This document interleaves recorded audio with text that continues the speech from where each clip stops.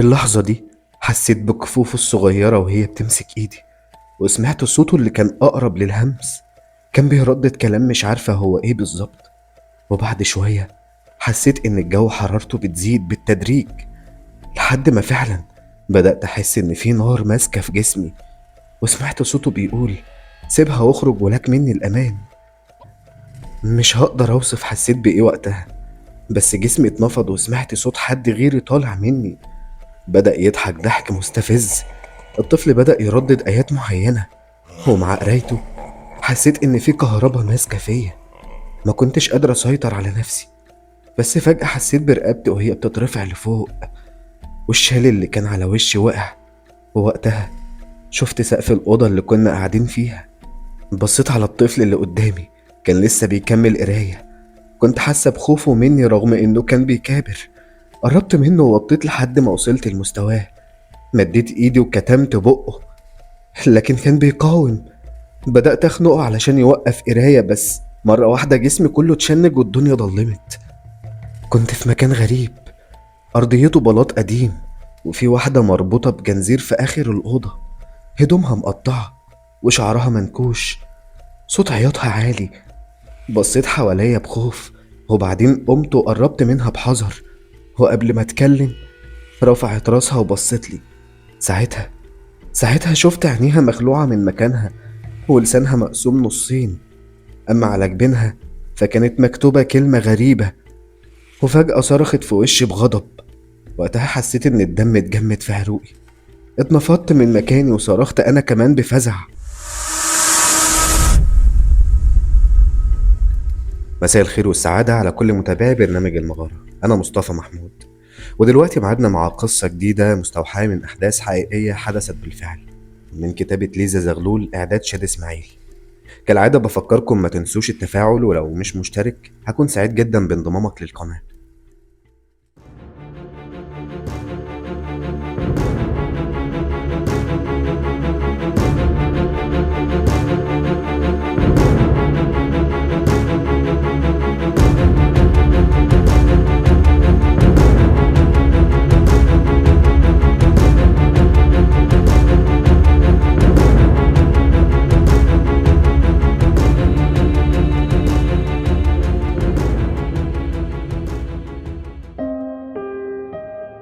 حسيت بصداع هيفرتك دماغي، جسمي كله زي ما يكون مدغدغ.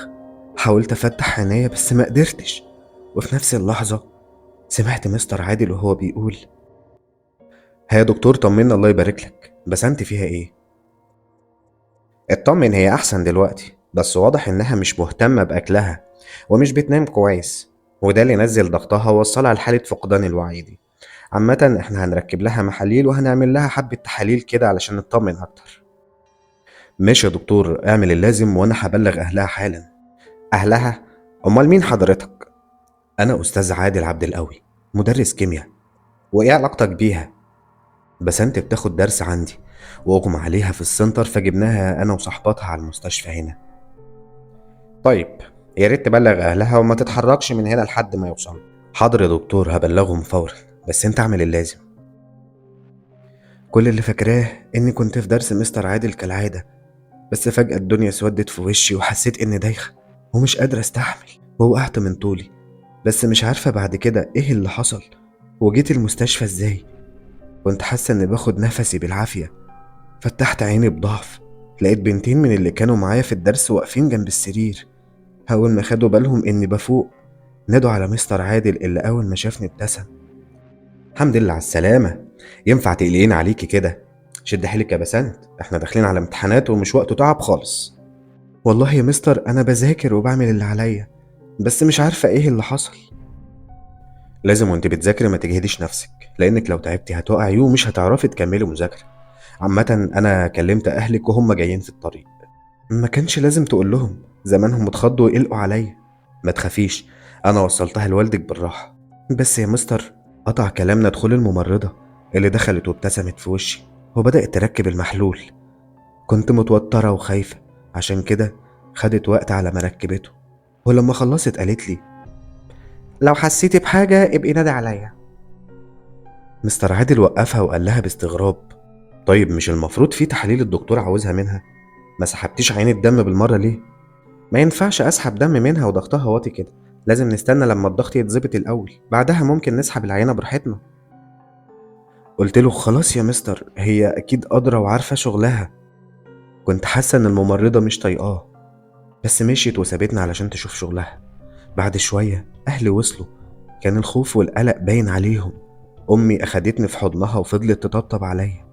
اما ابويا فكنت حاسة انه واقف تايه، لا حول ليه ولا قوة.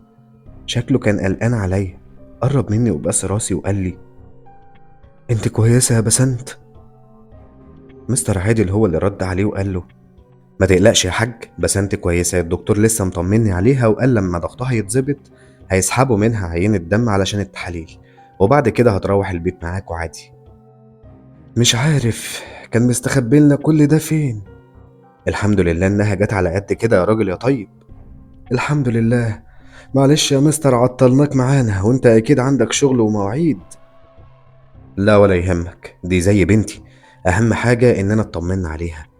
هسيبكم بقى علشان اشوف اللي ورايا. قبل ما يمشي بصلي وقال لي: لو احتجتي اي حاجة يا بسنت كلميني، وانا ممكن اشرح لك اللي فاتك في البيت. ربنا يخليك يا مستر، مش عارفة اقول لك ايه والله. ما تقوليش اي حاجة، يلا ربنا يطمنا عليك. خرج وسابنا. البنات اللي كانوا معايا هم كمان استأذنوا ومشوا. امي بس اللي فضلت قاعدة معايا، وابويا راح علشان يشوف حساب المستشفى. امي كانت بصالي وبتعيط، فقلت لها: يا ست الكل ده محلول وهيروح لحاله، وبكرة ارجع احسن من الاول ان شاء الله. ربنا ما يوريني فيكي حاجة وحشة ابدا يا بنتي. فضلت مركزة مع المحلول لحد ما خلص، وساعتها طلبت من امي تنادي على الممرضة علشان تشيله. جت بعد شوية شالت المحلول وسحبت مني الدم، فقلت لها: هي التحاليل دي هتاخد وقت على ما تطلع؟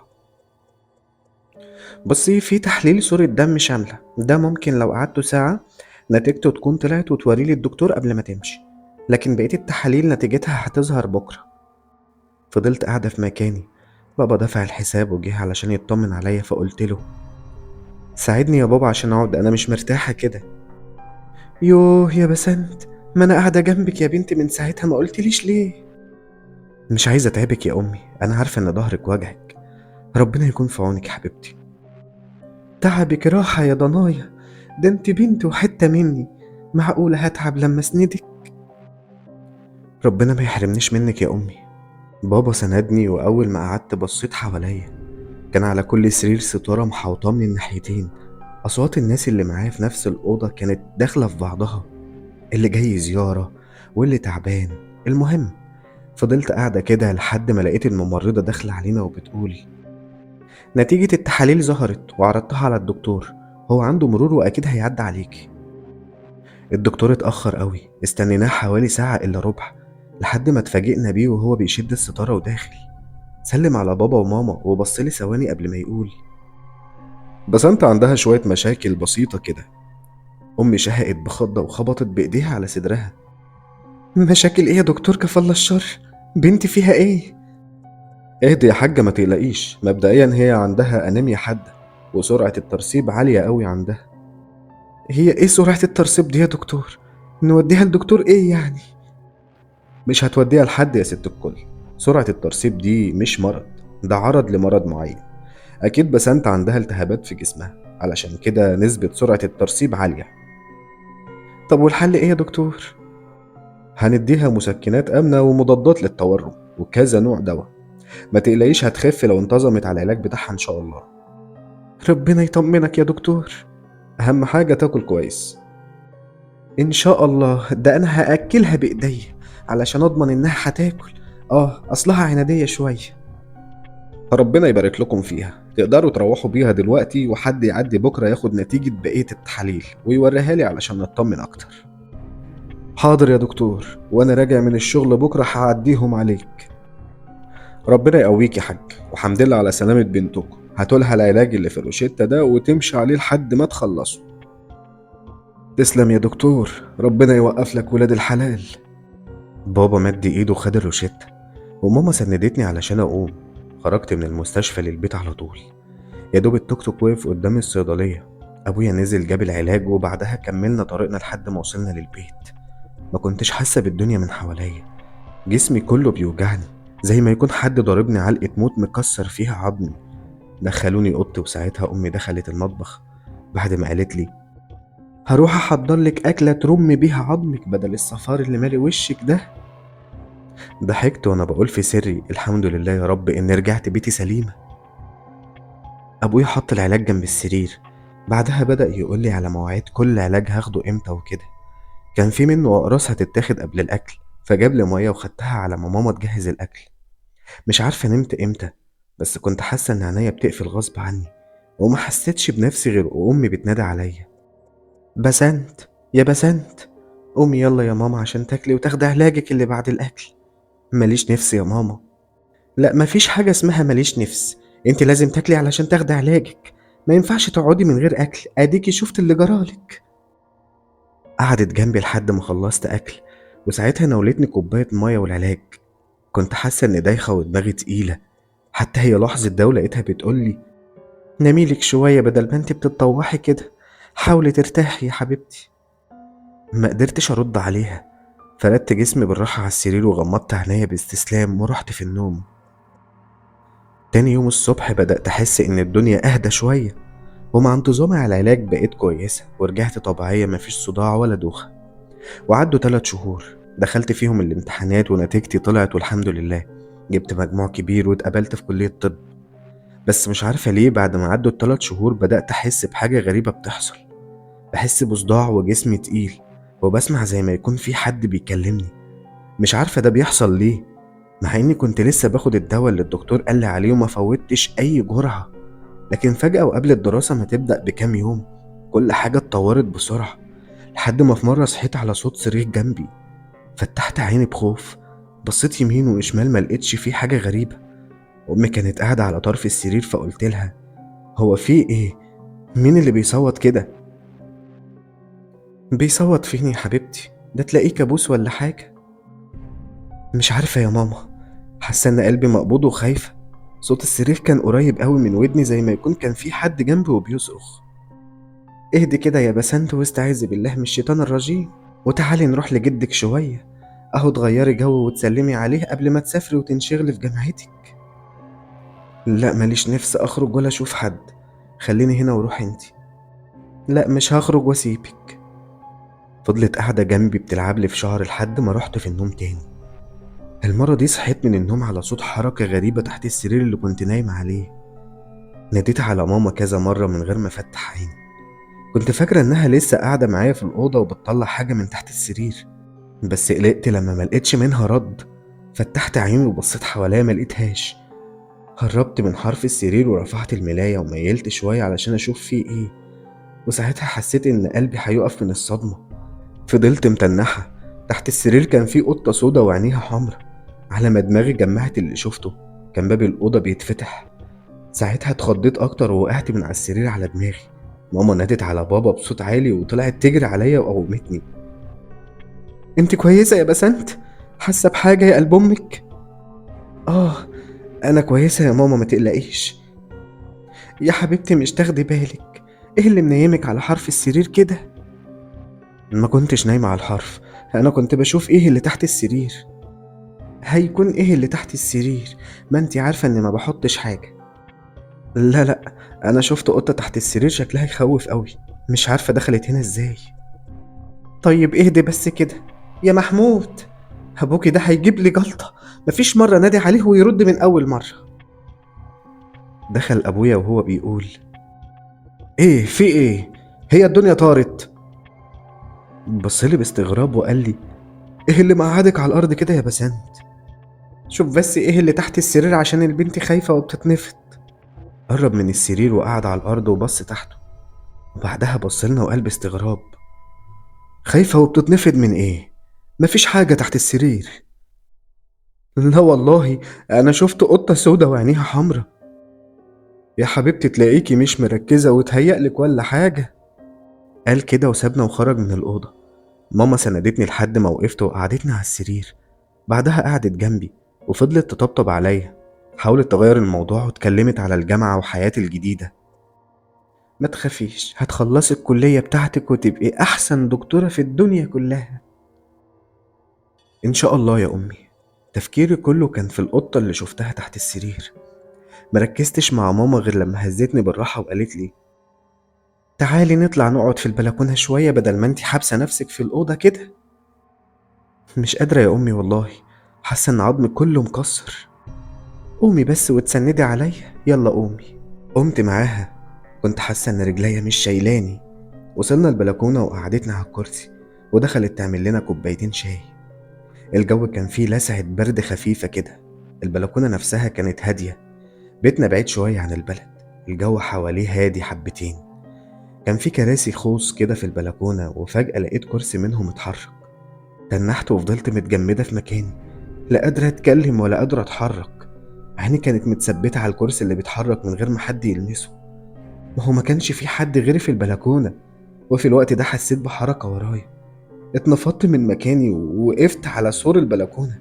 كان بيني وبين الموت خطوة واحدة، لولا ان ابويا شدني لجوه بسرعة. وقف قدامي وفضل يزعقلي. ايوه كنت شايفة وشه وهو منفعل، وشفايفه كانت بتتحرك بغضب، بس مش سامعة حاجة.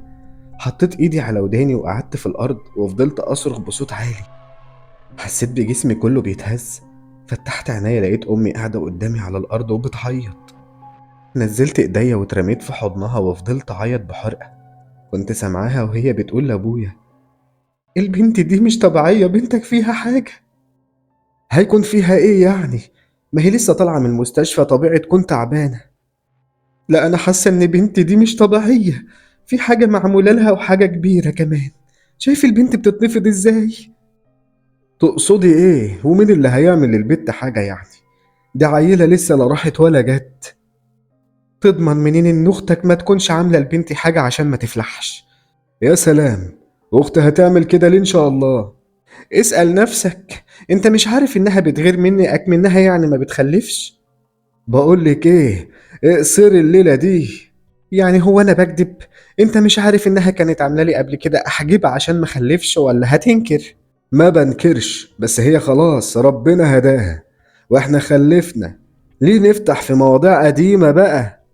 انا ما فتحتش في القديم، اللي حصل هو اللي نبشه. وصدقني وعزة وجلالة الله، لو اختك طلع ليها يد المرة دي في اللي بيحصل لبنتي لكون مموتاها، ومحدش هينجدها من تحت ايدي. اهدى عشان البنت قاعدة وسامعة.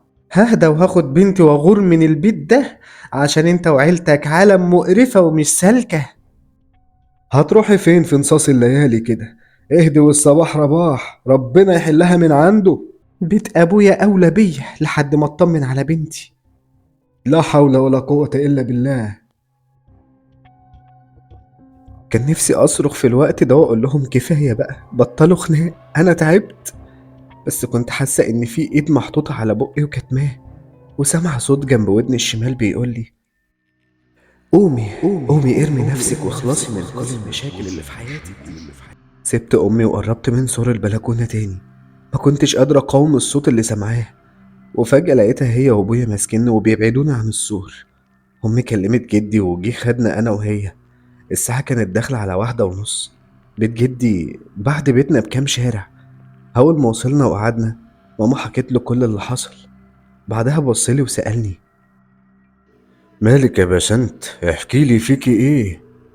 بصيت حواليا بخوف. بعدها قربت من جدي وقلت له بهمس بسمع صوت بيقول لي موتي نفسك. بشوف حاجات هما بيقولوا انها مش موجودة. بسمع صوت صريخ، مش عارفة فيه ايه، بس انا مش قادرة استحمل كل اللي بيحصل ده. حاسة اني هتجنن او هسمع للصوت اللي في دماغي واموت نفسي. استغفري ربنا كده وقومي اتوضي وصلي لك ركعتين لله، هو قادر يزيح عنك كل اللي انت فيه ده يا بنتي. حاضر يا جدي، حاضر هعمل اللي بتقول عليه. قمت من جنبهم ومشيت لحد ما وصلت للممر اللي بيدخل للحمام. وقفت وما قدرتش ادخل. قعدت على الارض وفضلت اعيط. كنت سامعهم وهما بيتكلموا عني، وسمعت جدي بيقول لامي خلاص يا بنتي، بكره هجيب لها الراجل اللي جبتهولك هنا، ولا من شاف ولا من دري علشان محدش يتكلم عنها. ربنا يخليك لينا يابا وما يحرمناش منك ابدا. ربنا يطمنا عليها إن شاء الله. يا رب. يا رب يا بابا، أما أقوم أشوفها اتأخرت كده ليه؟ كنت سامعة صوت خطواتها وهي بتقرب مني.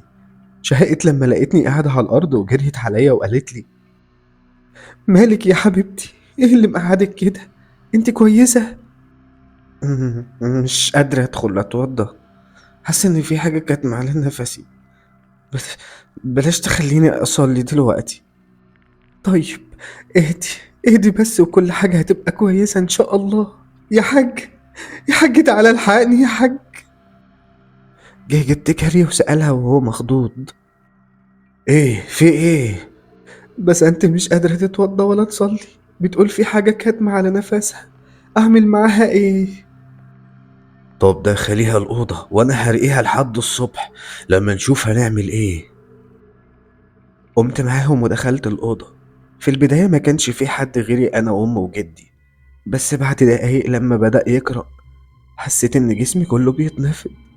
وفجأة لقيت ناس غريبة دخلت الأوضة. مش عارفة كانوا شايفينهم زي ما أنا شايفاهم ولا لأ، بس الأوضة اتملت ناس. ناس كتير. كنت بصلهم باستغراب وبسأل أم وجدي: مين الناس دول وبيعملوا إيه هنا؟ الاتنين ما كانوش بيردوا عليا، زي ما يكونوا تماثيل شمع أو أصنام. كان في أصوات في الأوضة داخلة في بعضها، وشوش كتيرة معرفهاش. ما قدرتش أعمل حاجة غير إني وقفت على السرير وفضلت أصرخ. صرخت كتير لحد ما خلاص ما بقتش قادرة أصلب طولي. وفي اللحظة دي أغمى عليا وما حسيتش بالدنيا من حواليا. كان بينادي عليا. هو صوته كان بعيد، بس كان بيناديني باسمي. قمت من مكاني وفضلت ماشية ورا الصوت: بسنت، بسنت يا بسنت، يا بسنت. كنت في أوضة غريبة، كل ما بخرج منها بلاقي نفسي فيها تاني من غير ما أحس. وقفت وبصيت حواليا. الحيطان كان شكلها قديم، زي ما يكون منقوش عليها وشوش ناس. وشوش ناس، مرة بتضحك ومرة بتعيط. أنا خلاص بدأت أتجنن. لفيت حوالين نفسي كذا مرة، مع كل لفة كان في حاجة بتختفي من حواليا، لحد ما لقيت نفسي واقفة في المطبخ اللي في شقة جدي، وفي ايدي سكينة وكلهم واقفين يصرخوا.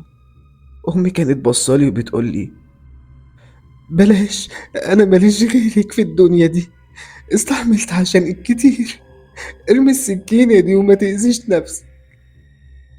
بصيت باستغراب على السكينة اللي في ايدي واتخضيت لما لقيت عليها دم. رميتها بعيد عني، وساعتها أمي وجدي جريوا عليا وهم مخضوضين.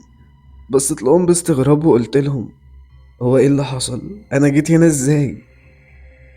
ردت عليا امي وهي بتعيط: لما جدك رقاكي ونمتي فضلت قاعدة جنبي، ويا دوب لما الفجر أذن قمت علشان اتوضى، بس لما رجعت ما لقيتكيش. خرجت من الأوضة بسرعة عشان أدور عليك، لقيت جدك رايح يتوضى هو كمان. لكن فجأة وقبل ما أقول له إنك مش في الأوضة سمعنا صوت كركبة جاية من المطبخ، ولما وصلنا لقيناكي واقفة وماسكة السكينة وعايزة تقطع شرايين. نادينا عليكي كتير بس انت يا ضنايا زي ما تكوني مندوهة، لا حاسة ولا سامعة، لحد ما فوقتي ورميتيها. جدي ساعتها قال لأمي: خدي بنتك وادخلوا الأوضة واقفلوا عليكم، وضعها ده ما يتسكتش عليه. أنا هصلي الفجر وأعدي على الشيخ أجيبه معايا يشوفها، لازم نلحقها قبل ما تعمل في نفسها حاجة. طيب استعجل بالله عليك يا بابا، أنا مش هستحمل إن البت يجرى لها حاجة. حاضر يا بنتي، هروح أصلي الفجر في الجامع اللي هو بيصلي فيه، وهجيبه معايا بأمر الله. جدي نزل علشان يلحق الصلاة، أما أمي فخدتني عقمت لي الجرح اللي في إيدي ودخلنا بعدها الأوضة. قعدت على السرير وبدأت هي تصلي. الصوت اللي بيكلمني رجع تاني، كان المرة دي بيقول لي: اقتليها، مستنية ايه؟ اقتليها واهربي، اولعي في البيت واخلصي منهم كلهم. حطيت ايدي على وداني وبصيت حواليا بخوف. المرة دي ما ينفعش اضعف واستسلم للصوت اللي بسمعه ده، محدش هينقذها لو عملت فيها حاجة. انا مش عايزة اذيها، دي اغلى حاجة عندي في الدنيا. فضلت اقاوم، غابت كتير في الصالة، ولما خلصت بصت لي بقلق. شكلها كانت خايفة مني، كانت متسمرة في مكانها ومش بتتحرك، لحد ما سمعنا صوت خبط على باب الأوضة. وبعدها جدي قال بصوت عالي: افتحوا الباب وهاتي بسنت عشان الشيخ مستني بره في الصالة. ساعتها خفت واتوترت جدا، مش عارفة من ايه. بس لما خرجت مع أمي وقعدت قدامه، بصلي الشيخ ده وابتسم قبل ما يقولي: قربي يا بنتي وما تخافيش. قعدت على الكرسي اللي جنبه وبصيت على جدي وماما، وجودهم كان مطمني. وسألني الشيخ: قولي لي يا بسنت، اللي بيحصل لك ده من امتى؟ مش عارفة. طب ركزي كده وحاولي تفتكري. والله مش فاكرة أي حاجة. طيب، في شكل معين بتشوفيه في كوابيسك باستمرار؟ لا، دي مش كوابيس. أنا بسمع صوت وبشوف ناس موجودة حواليا، بس فجأة بتختفي ومش بيبقى ليها أي أثر. طيب الصوت ده عامل إزاي؟ صوت عادي، بس ساعات بيكون تخين ومبحوح. طيب سمع الصوت ده دلوقتي واحنا قاعدين؟ لا، مفيش صوت ولا حاجة. طيب ارجعي كده بذاكرتك لورا شوية وحاولي تفتكري. ممكن رميتي مية سخنة في الحمام مثلا، أو حدفتي حاجة من غير ما تسمي؟ لا خالص. أمي من وأنا صغيرة معوداني أسمي قبل ما أعمل أي حاجة من دي. طب عال، دلوقتي أنا عاوزك ترددي ورايا الآيات اللي هقولها دي. حاضر. بسم الله الرحمن الرحيم. والصافات صفا، فالزاجرات زجرا، فالتاليات ذكرا، إن إلهكم لواحد. فجأة الدنيا بدأت تضلم في وشي لثواني وترجع تاني. كنت حاسة إني بتخنق، حتى صوت الشيخ كان بيبقى قريب وعالي، وفجأة يبعد قوي. وحسيت إني بتطوح في مكاني مع إني قاعدة على الكرسي، لحد ما لقيت أمي بتحط إيديها وبتسندني على كتفها. غمضت عيني باستسلام، أما الشيخ فكان لسه مكمل. وسمعته لما خلص وهو بيقول لجدي: أنا أول مرة أشوف حالة زي دي. طب وبعدين هنعمل إيه؟ هنسيب البت تروح مننا؟ لا إن شاء الله مش هتروح ولا حاجة. في ولد ضرير عندي بحفظه قرآن، لازم تقابله، وهو لو في حاجة هيقول لنا. الولد ده ربنا منور بصيرته. طيب وده هنوصل له ازاي؟ مالكش دعوة انت، سيب الموضوع ده عليا. خليك معاهم بس، وخلي بالكم منها. يستحسن تكتفوها عشان ما تأذيش نفسها، وانا هجيب الولد ده واجي على طول. طيب ماشي، واحنا مستنيينك. بعد ما مشي جدي قال لأمي: هاتي حبل يا بنتي. ايه يا بابا، انت هتربطها بجد ولا ايه؟ هو الموضوع ده فيه هزار؟ ما انت شفت حالتها عاملة ازاي. هنستنى لما تأذي نفسها ونقعد نقول يا ريت اللي جرى مكان؟ خلاص يا حاج، اللي تشوفه. هجيب لك الحبل. اختفت لثواني ورجعت ناولته الحبل. فتحت عينيا بضعف وهو بيكتفني، ما كنتش قادرة اتكلم او اتحرك. غمضت عيني تاني واستسلمت للنوم. فتحت عيني لقيتني فوق جدي وبخنق فيه. كنت متفاجئة لأني ساعتها ما حسيتش بالشيخ لما وصل. الشيخ اللي قرب مني هو وأمي وشدوني بعيد عنه، أما جدي فاتعدل في قعدته وهو بيحاول ياخد نفسه بالعافية. جسمه كله كان بيتنفض. ما كنتش مستوعبة ما كنتش مستوعب اللي عملته فيه. أنا خنقت جدي بإيديا دول. بدأت أصرخ وأضرب نفسي بهستيريا. دخلوني أوضة جدي وقفلوا عليا. قعدت على السرير. نور الأوضة كان ضعيف، بس ده ما منعش إني أشوفه بيتحرك قدامي رايح جاي. بلعت ريقي بخوف، حاسة إن جسمي متثبت على السرير ومش قادرة أتحرك.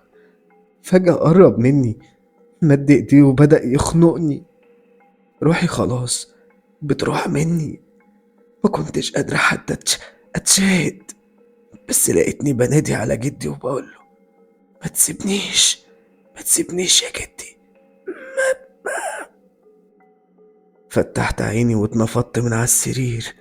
بصيت حواليا، لقيت جدي قاعد جنبي هو وأمي، وعلى الكنبة العربي اللي في وش السرير كان الشيخ قاعد وجنبه طفل شكله غريب. حاولت أتحرك بس ما قدرتش، فضلت أصرخ وأتحايل عليهم يفكوني، بس كانوا متسمرين في مكانهم وبيضحكوا باستهزاء، زي ما يكونوا شمتانين فيا أو هما اللي قاصدين يأذوني. بس ليه؟ ليه هيعملوا كده؟ أنا كنت هتجنن، دماغي هتنفجر من كتر الصداع. وفجأة شفت الدنيا بتضلم لثواني وترجع تاني. حاولت أشاور لهم بس غصب عني حسيت إني اتكومت على جنب الشمال. عيني فضلت مفتوحة لكن جسمي كله كان سايب، مش قادر أتحكم فيه. وفجأة الشيخ وقف وقرب مني هو وجدي، قعدوني على الأرض وجابوا الطفل وقعدوه قدامي، غطوا وشي بشال أبيض.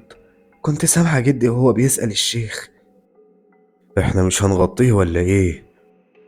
لا، هو كده كده مش بيشوف ببصره، ربنا مقوي بصيرته ومنورها له. طيب تمام، هنعمل ايه؟ ولا حاجة، ما تقلقش، هو عارف هيعمل ايه كويس. في اللحظة دي حسيت بكفوفه الصغيرة وهي بتمسك ايدي، وسمعت صوته اللي كان أقرب للهمس ووصلني بالعافية. كان بيردد كلام مش عارفة هو بيستغفر ولا بيسبح. وبعد شوية حسيت إن الجو حرارته بتزيد بالتدريج، لحد ما فعلا بدأت أحس إن في نار ماسكة في جسمي. سمعت صوته بيقول: سيبها واخرج ولك مني الأمان. مش عارف أوصف في اللحظة دي حسيت بإيه، بس جسمي اتنفض وسمعت صوت حد غيري طالع مني، بدأ يضحك ضحك مستفز. الطفل بدأ يردد آيات معينة، ومع قرايته حسيت إن في كهربا ماسكة فيا.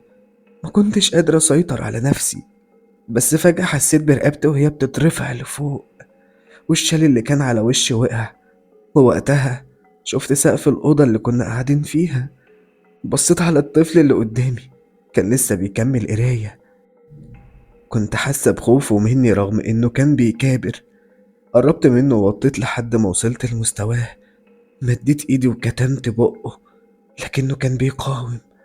بدأت أخنقه علشان يوقف قراية، بس مرة واحدة جسمي كله اتشنج والدنيا ضلمت. كنت في مكان غريب، أرضيته بلاط قديم، وفي واحدة مربوطة بجنزير في آخر الأوضة، هدومها مقطعة وشعرها منكوش. صوت عياطها عالي. بصيت حواليا بخوف وبعدين قمت وقربت منها بحذر. هو قبل ما اتكلم رفعت راسها وبصت لي. ساعتها شفت عينيها مخلوعة من مكانها ولسانها مقسوم نصين، أما على جبينها فكانت مكتوبة كلمة غريبة. وفجأة صرخت في وشي بغضب. وقتها حسيت إن الدم اتجمد في عروقي، اتنفضت من مكاني وصرخت أنا كمان بفزع.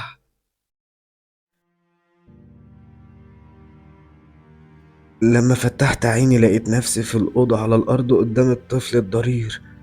بصيت حواليا بضعف، جدي وأمي والشيخ كانوا موجودين. آخر حاجة سمعتها كانت صوت الطفل وهو بيقول: ما تقلقوش، هي كده بقت بخير، الله معاها، خرج ومش هيقدر يأذيها تاني. غمضت عيني وما حسيتش بالدنيا من حواليا من كتر التعب، لكن لما قمت من النوم كان جسمي لسه همدان. أمي كانت جنبي، ولما لاحظت إني صحيت قربت مني وبست راسي وقالت لي: الحمد لله على سلامتك يا بنتي، ربنا يأذي اللي كان عاوز يأذيكي. مش فاهمة حاجة يا أمي، هو في إيه؟ الضرير قال إنك خطيتي على عمل حد كان رشه عشان يأذيكي. ومين اللي هيعمل كده يا أمي؟ وليه عايز يأذيني؟ ده أنا عمري ما أذيت حد. هو مرضيش يقول مين اللي عمل كده، بس أنا برضو حاسة إنها عمتك وخايفة تأذيكي تاني مع إنه قال إنه حصنك. سيبيها على الله يا أمي، اللي ربنا كاتبه دايما مفيش أحسن منه. ربنا يحميك ويحفظك يا بنتي. أنا هقوم أقول لجدك إنك فقتي وبقيتي كويسة. ماشي يا أمي. خرجت أمي من الأوضة وقفلت الباب وراها، أما أنا فكنت سرحانة بفكر في كلام الضرير، وليه عمتي ممكن تأذيني؟ بس فجأة حسيت بحركة غريبة. رفعت راسي ناحية الباب، وساعتها شفتها. كانت واقفة ورا الباب، الست الغريبة اللي كانت في الحلم. برقت له وهي بتقرب مني. حاولت أقنع نفسي إن دي تهيؤات، بس الجنزير اللي كانت الست دي مربوطة بيه كان عامل صوت على الأرض. فضلت تقرب مني ببطء. حاولت أتحرك لكن ما قدرتش، لحد ما وقفت قدامي. ووقتها مسكت راسي ورفعتها بإيديها اليمين، وبإيديها الشمال كانت بتحاول تخلع عيني من وشي. حاولت أقاومها وأبعدها عني، وأنا بصرخ بهستيريا وبقول لها: ابعدي عني، ابعدي عني. بسنت، يا بسنت، مالك يا بنتي؟ فقت على صوت أمي وهي بتمسك إيدي. بصيت لها وبصيت لجدي وأبويا اللي كانوا واقفين جنبها. مكنتش قادر أتكلم ولا أحكي لهم اللي حصل. كل اللي عملته إني اترميت في حضن أمي وانهارت في العياط. في اللحظة دي أبويا سأل أمي: ايه اللي حصل تاني؟ انت مش قلت انها بقت كويسة؟ مش عارفة جرالها إيه، أنا سايباها زي الفل. لا انا مش هسكت. البت جسمها بيتنفض وحالتها ما تطمنش. انا هطلع بيها حالا على المستشفى. وفعلا أبويا شالني وجري بيا على المستشفى. وفي الاستقبال الدكتور طلب شوية تحاليل، فأبويا قال له: هي كانت عاملة تحاليل من 3 شهور تقريبا، وطلع عندها انيميا. طيب يا حاج، احنا محتاجين نعمل لها التحاليل دي ضروري، ويا ريت تجيب لي التحاليل اللي فاتت علشان نشوف الوضع فيه تحسن ولا لا. حاضر يا دكتور. مش أبويا علشان يجيب التحاليل القديمة، أما أمي وجدي فكانوا قاعدين قدامي وساكتين. بس مش عارفة ليه كنت سامع حد بينادي عليا بصوت ضعيف. وكل ما كنت بغمض عيني كنت بشوف وشوش ناس غريبة معرفهاش. فقت على صوت زعيق الدكتور وهو داخل الأوضة اللي كنت فيها. بصلهم وقال بغضب: ممكن اعرف مين المسؤول عن البنت دي؟ وقف جدي وقال له: انا يا دكتور، خير في ايه؟ نتيجة التحاليل بتقول إن البنت في جسمها نسبة كبيرة من دواء خطير.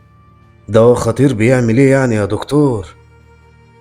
لا، السؤال اللي المفروض يتسأل دلوقتي هو دخل جسمها إزاي؟ معلش يا دكتور، انا راجل كبير وفاهمي على قدي، فبالراحة عليا كده، الله يبارك لك، وفهمني فيه ايه. دي أقراص مخدرة بتعمل هلاوس سمعية وبصرية، ومع الاستمرار عليها بتدمر الجهاز العصبي تماما. بس يا دكتور، هي ما كانتش بتشتكي من حاجة في جسمها. هي كل الحكاية ان كان معمول لها عمل واتفك. معمول لها عمل واتفك؟ هو مفيش حد عاقل هنا اتكلم معاه. هو الراجل اللي راح يجيب التحاليل فين؟ في اللحظة دي أبويا دخل ومد إيده للدكتور بنتيجة التحاليل. فتحها الدكتور وبص فيها، وبعدين بص على شنطة الأدوية اللي في إيد أبويا وقال له: هي دي الأدوية اللي كانت ماشية عليها؟ أيوة يا دكتور، وادي الروشتة كمان أهي. قرأ الدكتور الروشتة وبعدين بص على علب الدواء قبل ما يقول: زي ما توقعت، الفرق بين العلاج اللي مكتوب والعلاج اللي اتصرف حرف واحد ناقص. العلاج المكتوب مقويات وحديد، بس فيهم حاجة اتصرفت غلط، واستمرارها عليها هو اللي وصلها للحالة دي. طيب وإيه العمل دلوقتي يا دكتور؟ بنتي هتفضل كده؟ احنا هنعمل اللي علينا ونحاول معاها وربنا يسهل الحال. بس انت ما ينفعش تسكت يا حاج. بنتك كان ممكن يحصل لها صرع او لا قدر الله تموت. لا أنا مش هسكت. أنا هروح الصيدلية اللي صرفت منها العلاج وهقلب الدنيا على دماغهم. فضلت في المستشفى فترة طويلة بتعالج من أعراض الدواء اللي خدته.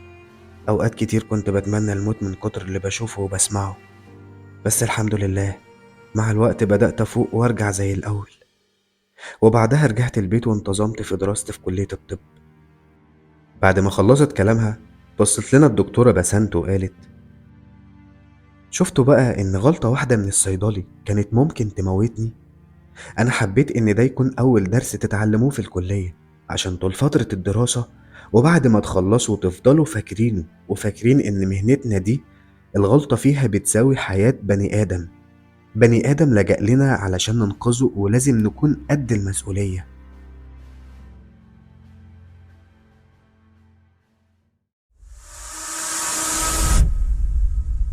وبكده تكون خلصت الحلقة، أتمنى تكونوا استمتعتم. بشكر كل الناس اللي وصلوا معايا لحد هنا، ويا ريت فضلا وليس أمرا ما تنسوش تدعموني باللايك والكومنت والشير يا جماعة. وطبعا لو انت مش مشترك اعمل سبسكرايب وفعل زر الجرس على الكل عشان يوصل لكم كل جديد.